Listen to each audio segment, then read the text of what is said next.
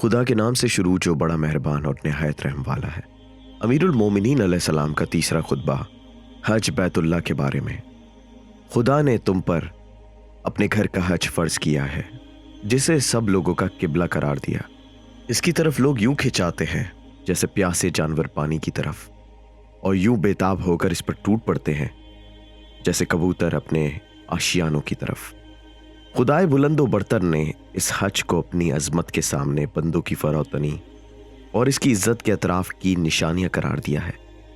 اس نے اپنی مخلوق میں سے سننے والے لوگ چن لیے ہیں، جنہوں نے اس کی دعوت پر لبیک کہی اور اس کے ارشاد کی تصدیق کی۔ وہ اس کے انبیاء کے مقام پر ٹھہرے اور ان ملائکہ سے ملتے جلتے نظر آنے لگے جو اس کے عرش کا طواف کر رہے ہیں۔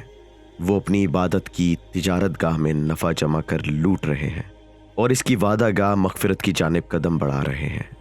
اللہ جل شانہ نے اس گھر کو اسلام کا نشان اور پناہ لینے والوں کے لیے پناہ گاہ قرار دیا ہے۔